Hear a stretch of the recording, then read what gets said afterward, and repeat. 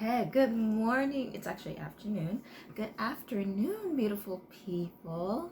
How are you all doing today? I hope you all are having just a wonderful and blessed and productive, and if it's not productive, then a chilled day full of love, full of grace, full of self-love and self-care. And part of self-care is just sitting down relaxing with some popcorn, sitting down relaxing with whatever your favorite snack is, and watching a good film, or watching a good show, or watching a good documentary. And today I am here to bring in another installation of a good watch. I'm just recommending or letting you know about some great films, shows, or documentaries that I have watched that I think are just amazing and are worth sharing to who I consider to be a community of people. I just want to spread knowledge to and all the things that I have found enjoyable. I want to spread that joy essentially with you. So, on today's installation of a good watch, we're going to be talking about The Crown. The Crown is such an amazing show. It's basically about the term of Queen Elizabeth, her time as queen, and she is still currently queen. It talks about her being essentially pushed into the role or forced into the role of being queen, and how her dad dying caused her to become queen at such a young age, where she felt that she was not adequately prepared. But it brings light to the transition of her being forced into that role. And based on what was portrayed, I think she did a great job within that transition. I think she transitioned well into that role, despite the fact that she personally felt that she was not prepared for it, and even probably other members of the royal family felt that she was not prepared to be in that role, especially at such a young age when she still had her childhood to experience, and to not that childhood as a member of the royal family is similar to that of ours. However, I'm pretty sure she would have loved to just experience more years of just being what regular and normalcy is for members of the royal family, without being thrusted into the spotlight and into queendom at a time when she felt and others felt that she was not prepared. But it also, just to talk about previous seasons, I think this is the fourth season. I think we're currently on the fourth season, and this is the one about Princess Diana and Prince Charles. This one goes a bit in depth into their story, and also Camilla, and that whole whirlwind. But just to talk a little bit briefly about previous seasons, we see about wars and post-war England. We see about the abdication of thrones for love. We see about the death of families. We see just the marriage between Queen Elizabeth and Prince Philip, and the raising up of kids, and how that's done so very differently in the royal family. And just above everything else, the monarchy is just the most important, and how that transitioned over the years, how parenting for the royal family took a more at home, or I want to say members of the royal family just decided to just switch up tradition and to have the kids be more active in the kids' lives. And that's not a privilege that the queen got to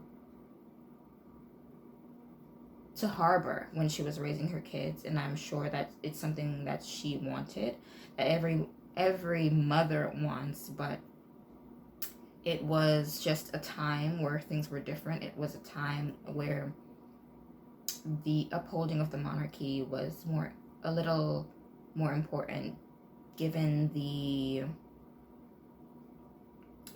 things that were going on historically. And this is just a good show about just the monarchy. And I think it was very interesting, being that the country that I grew up in, St. Lucia, was once colonized by England or Britain. So to just see and know the personal family history, and I'm sure everything was not told, but to just know and gain insight on the personal family history of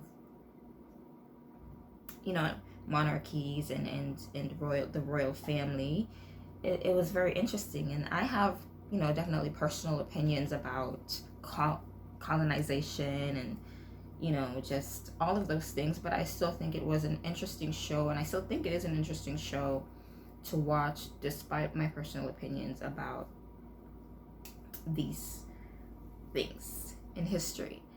However, so coming back to the very recent season, which highlights the story of Princess Diana and Prince Charles, and we have a couple of cameos with Camilla as well. And so this one is very interesting because I feel like this is my favorite season thus far, and I'm sure it may be for those who watch and those who are interested in watching, maybe after this is uploaded. Definitely tell me. Well, you have a lot to catch up on, but you might binge watch it. Honestly, it's a good show. It's very interesting. At least to me, it was very interesting, and I think you all might like it.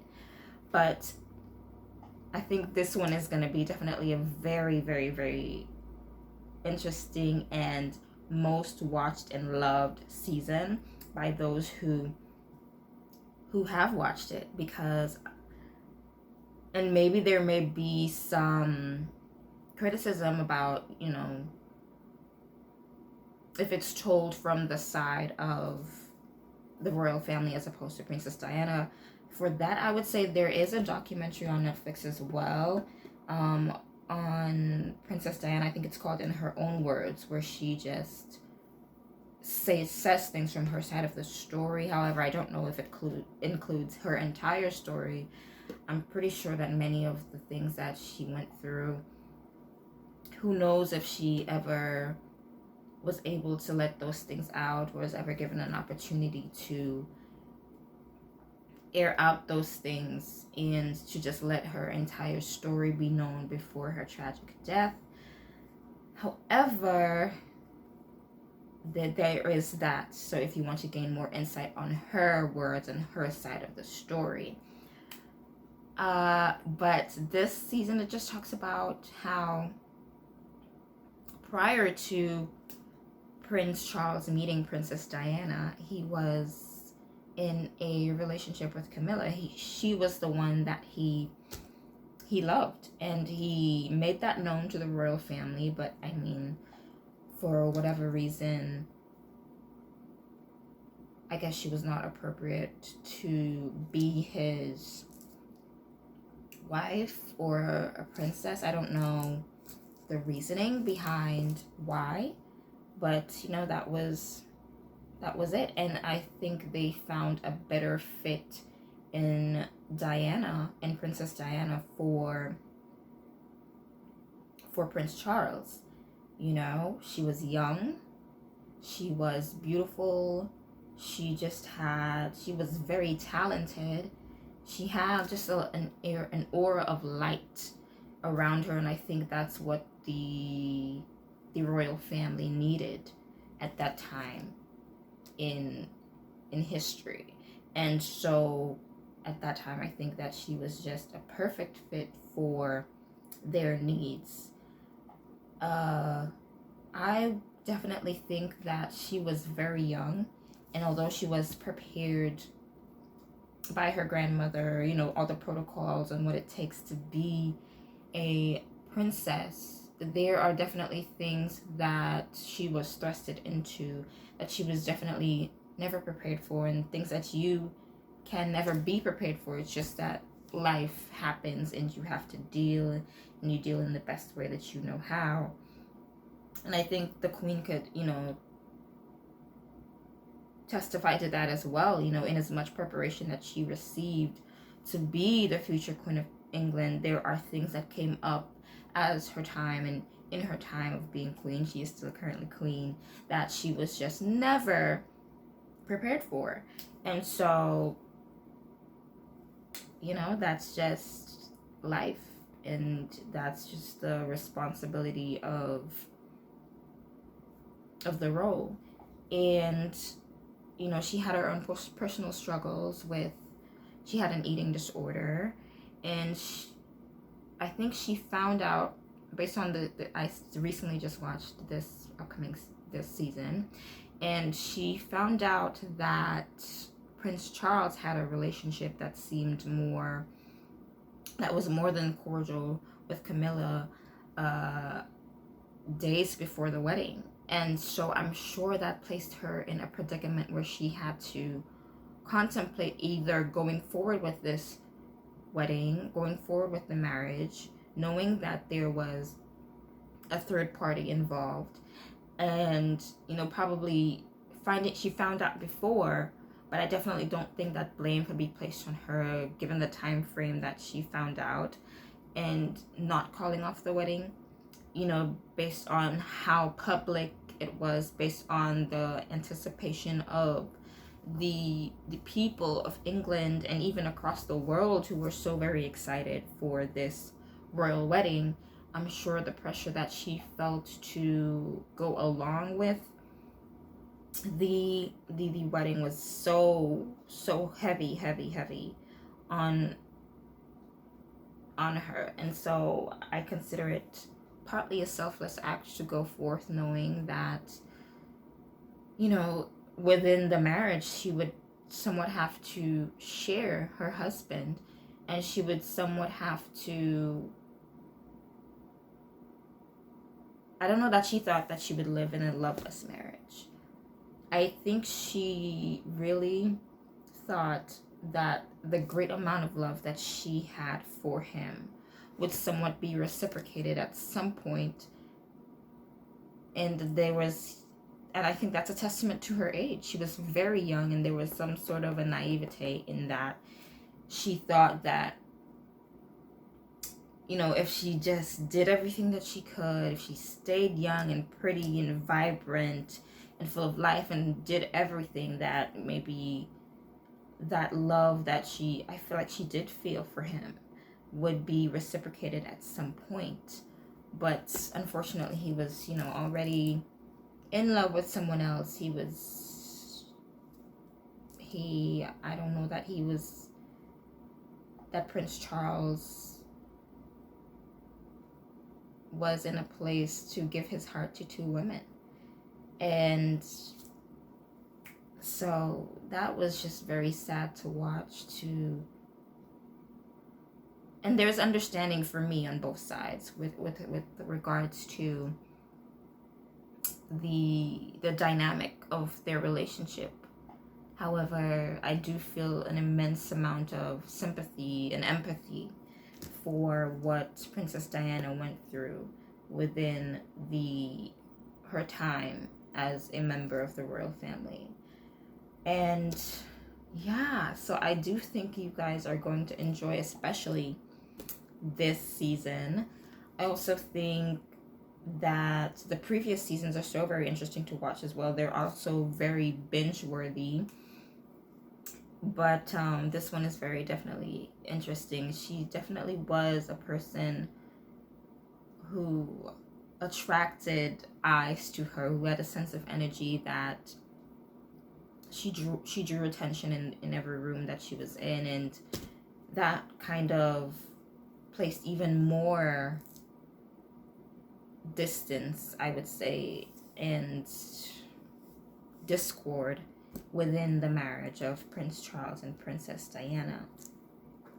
So it was a lot.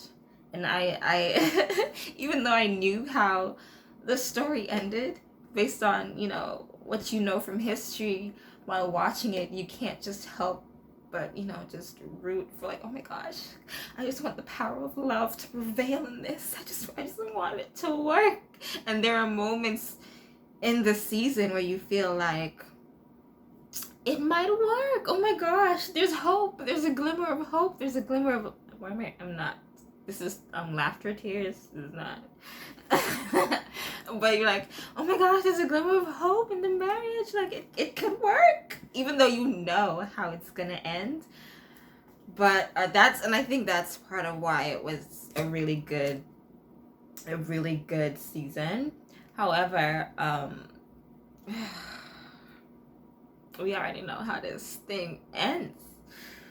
You know, we already know what went down, and so that's just so very sad. I did not cry watching. I don't think I cried. I didn't cry. This is laughter tears. But